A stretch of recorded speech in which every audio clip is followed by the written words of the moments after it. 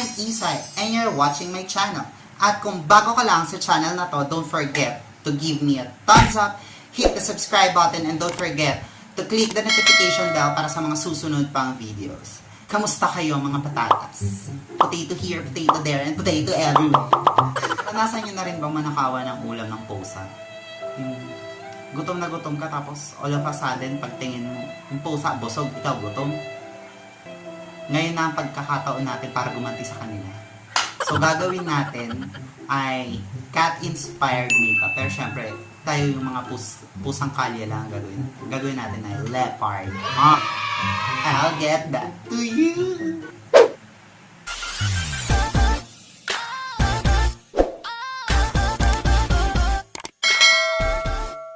And I'm back. Parang wala nang nangyari. So, katulad ng laging nagaganap sa ating buhay-buhay, nakapag-prime na ako.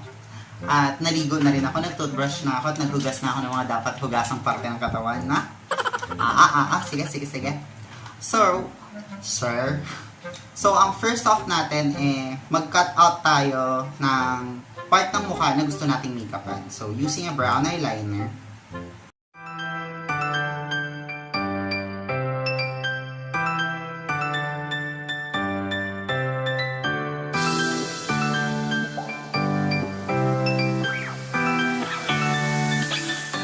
so, ayan, nakapag-drawing ka na ng iyong base pattern. Base na pattern pa. Pabog. Punyetang tricycle. So, nakapag-carve ka na, na-drawing mo na. At maraming salamat sa panonood. Tapos na po tayo. So, ang next off natin ay MAC foundation. Pero unlike ng usual na nating ginagawa, ang pa-foundationan lang natin ay ito lang part na to. Get your favorite foundation. In my case, I'm still using Kevin of Wands. And just do your foundation. So, sa part ko gagawin ko na ang aking foundation at babalikan ko kayo after a while. A few moments later. And, ayan. Nagkilay na rin ako at kung mapapansin nyo, masyadong malayo na ang pinagkakaiba ng ating, ito ang tunay kong itsura. So, nakapagkilay ka na, ang first step mo ay mag-eyeshadow. So, get something very, yes, get something very. So, kumuha ka ng yellow or gold, whatever you chose, and stamp nyo siya sa inyong brow bone.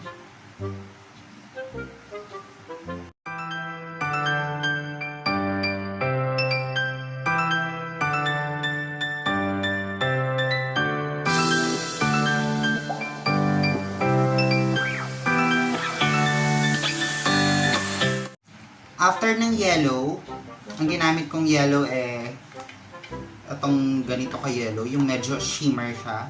Ang next niya gumamit kayo ng something neutral or yung everyday lang and stamp nyo siya. First na gagawin nyo is stamp nyo lang muna siya sa gusto nyong shape and ganitong shape ang gusto ko. At susundin nyo. Pag na-stamp mo na yung natitirang color sa brush mo, yun ang gagamitin mong pang-blend. Yung very light circular motion.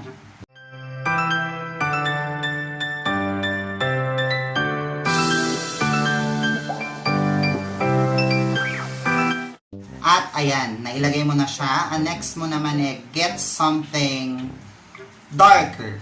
So, pa-dark tayo ng pa-dark, no? Para meron tayong smoky effect. So, katulad ng ginawa mong technique kanina, which is stamping with the stamping and the stamping. Yes, come on. Get a brown. Get brown. Yes. Sige. Stamp mo lang ulit siya dyan. I'm still using the same brush. Kasi hindi ko afford bumili ng brush. Tapos, stamp mo lang siya ulit. Pero, this time, mas mababa.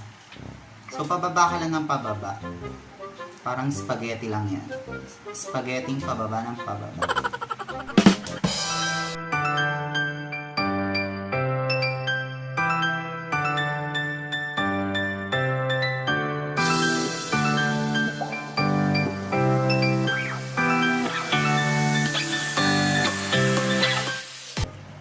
natapos mo nang i-blend out, get more dark. Hanap ka na ng dark. So, I'm thinking about this dark brown. So, all brown lang tayo pero from light to dark. Mag-start lang tayo sa yellow. And then, ang gagawin mo dito is stamp mo siya dito. Tapos baka ulit, stamp mo lang siya dito. Tapos stamp mo lang siya ulit dito. Stamp mo siya ulit dito. Tapos So, after mo siya stamp, hindi ka nakakuha. So, yung natitirang product sa brush, ay yun din yung ipang-blend out mo. Pero, hindi ka naaakyat sa ginamitan mo kanina. And using your palette or a different palette, kumuha kayo na gagamitin yung pang-highlight. And I'm thinking about you. I'm thinking about you. So, humanap ka ng pangit at ibigin mo ito. So, tapos babalik lang tayo sa brow bone, no? Oo. Sige. Ito pa rin yung ginamit ko kaninang color. Yellow. And then, mag-highlight lang tayo dito. So, magli-liquid eyeliner lang tayo. And magpo-false eyelashes. So, I'll be right back, no? Diba? Kalat ka na. So, after mo may lagay ang iyong liquid eyeliner at makapagpilik mata, yung mga colors na ginamit mo sa taas, uulitin mo lang sa baba. So, I'm starting off with this color. Yes, this color.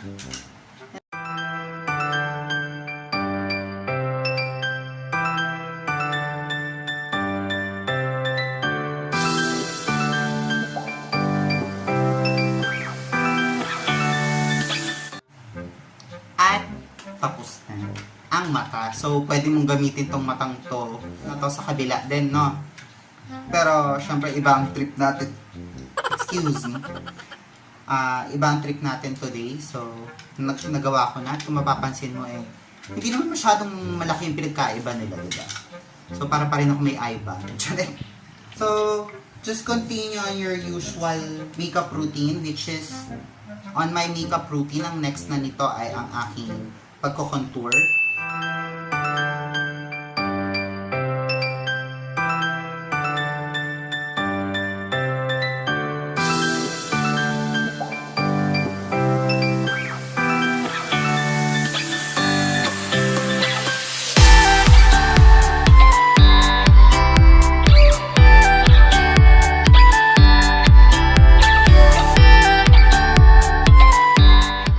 So, after mo mag-contour, mag-blush. After ng blush, ang next mo na syempre mag-highlight. So, I'm using this Bobbi Brown na nanggaling kay John. Ito lang ang aking gagamitin blush.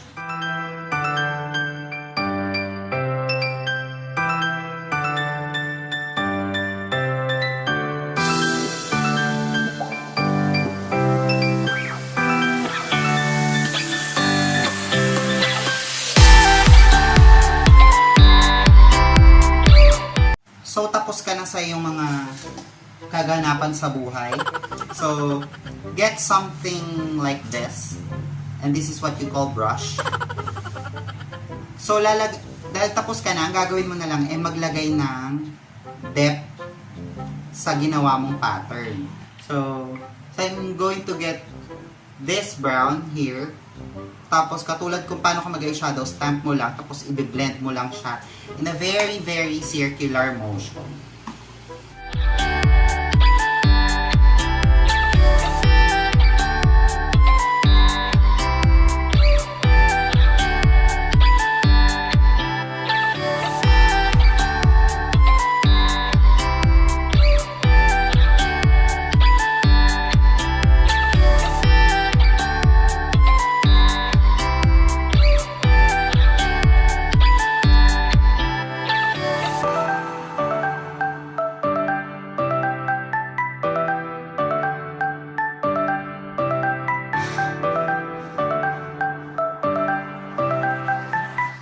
Nailagay mo na yung first depth mo.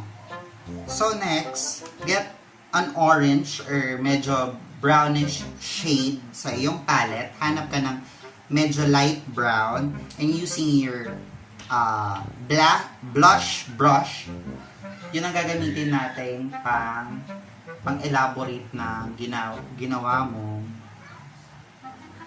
There. Pero ang technique dito, yung mga corners na lang ilalagyan mo. So, etong kanto dito. So, hindi natin malalagyan ng kanto dito. Just use another brush. Tapos, blend mo lang siya. One time, big time lang. Hindi mo kailangan pabonggahin. Well, kailangan mo siyang pabonggahin. At ngayon, gumawa ka na ng mga leopard patterns or yung mga pattern ng leopard. And as much as possible, make every print unique. So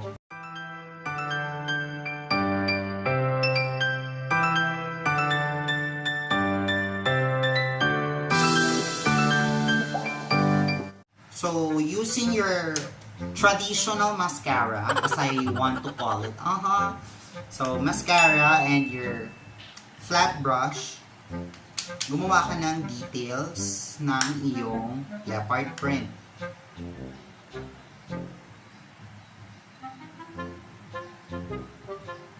So katulad ng tip na sinasabi ko sa inyo kanina, maganda tignan sa leopard print hindi na uulit yung print na gagawin nyo. Kasi wala namang print na uniform. So dahil medyo marami siya, maybe I'll do this prints off cam, no? And I'll get back to you. At gumawa ka rin pala ng mga maliliit na print. Yung itong mga walang brown, gawa ka ng ganito lang kaliliit. Okay, so I'll get back to you. I'll just finish the prints and the details and yes, come on. No, sige. Okay? And ayan na nga. So, natapos ko na. Ang galing ko mag-magic, no? So, kung mapapansin nyo, gumawa na rin ako ng mga maliliit na tuldok or mga just to elaborate the prints and everything. After nyan, medyo syempre dahil ang ginamit ko what do you call this? Mascara. Medyo matagal siyang patuyuin. Pag tuyo na siya, get a small brush. I'm using an angled brush. Kung may available kayong makeup brush na mas maliit sa angled brush, you could use it, and I'm using this kind of brush. Tapos yung ginamit yung pang brown kanina, balikan nyo lang yung edges nung ginawa nyong pattern. So, balik mo lang siya.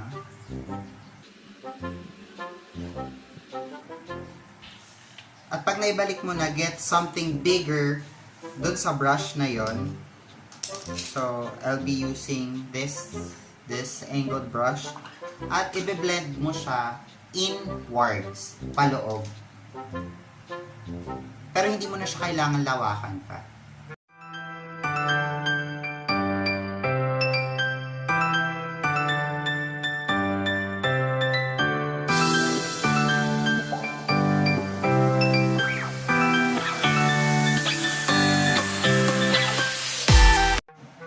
So, na-darken na natin siya, no?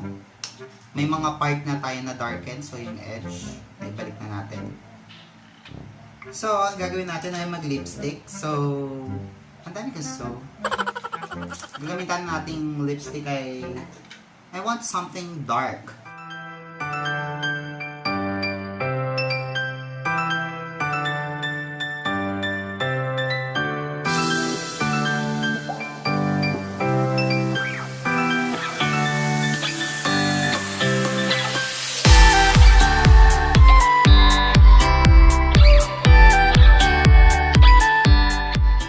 As you can see, nag-lipstick na ako ng black, I like it black.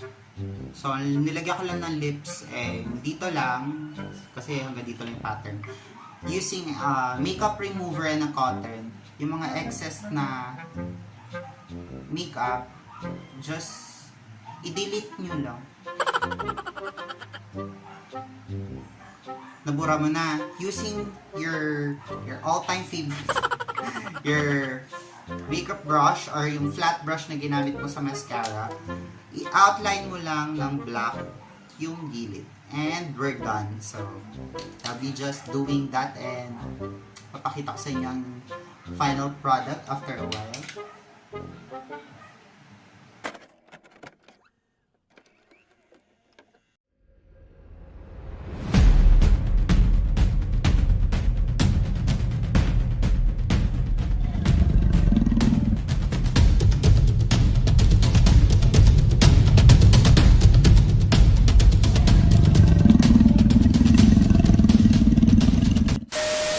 At yun na nga, tapos na ang ating Leopard inspired makeup. And actually, this is my first time doing this kind of makeup. Mag-leopard at drawing lang. Kasi parang, ever ko pa siyang na-try. So, dahil wala naman tayong magawa, pwede gawin natin makaguluhan ng ating buhay. At tulad ng lagi ko sinasabi, maraming salamat sa lahat ng nanood. I hope you enjoyed the look. And I hope na-try niyo siyang gawin or ita-try niyo siyang gawin. Pwede niyo namang gamitin to pag kunwari maglalaba ka, mag-general cleaning ng bahay. Ito yung mga magagandang make-up, di ba? Yung everyday look lang. Pwede mo gamitin nga ito pagpapasok ka ng school. So maraming salamat ulit at don't forget to give me a thumbs up, subscribe to my channel, click the notification bell, and don't forget to share this video para mas marami pang mag-enjoy kung nag-enjoy ka man. And I hope, guys, yes, I hope, I always hope, I hope for the best. So, yun lang.